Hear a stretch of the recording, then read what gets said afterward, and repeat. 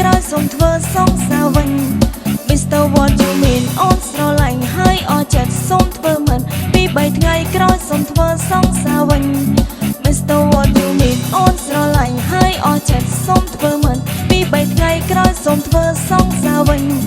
Mr. What you mean អូនស្រឡាញ់ហើយអស់ចិត្តសូមធ្វើមិនពី3ថ្ងៃក្រោយសូមធ្វើសងសាវិញ Mr. What you mean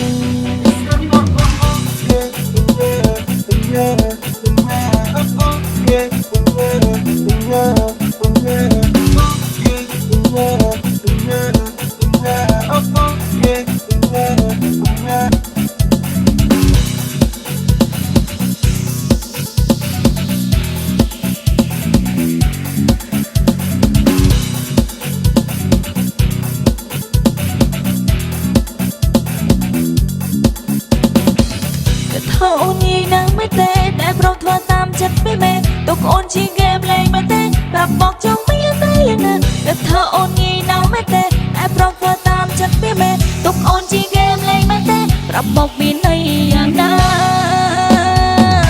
បងស្រឡាញ់ហើយអស់ចិត្តសូមធ្វើមិនពី3ថ្ងៃក្រោយសូមធ្វើសងសាវិញ Mr. What you mean អូនស្រឡាញ់ហើយអស់ចិត្តសូមធ្វើមិនពី3ថ្ងៃក្រោយសូមធ្វើសងសាវិញ Mr. What you mean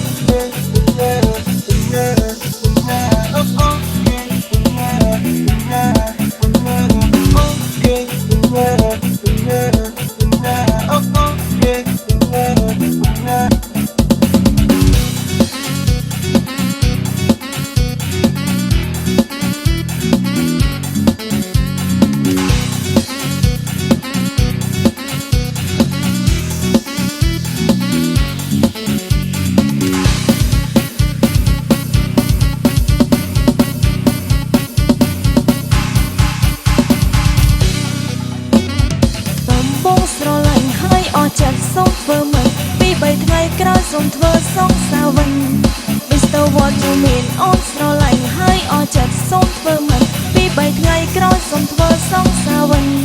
Mr. What you mean អូនស្រឡាញ់ហើយអស់ចិត្តសូមធ្វើមិនពី3ថ្ងៃក្រោយសូមធ្វើសងសាវិញ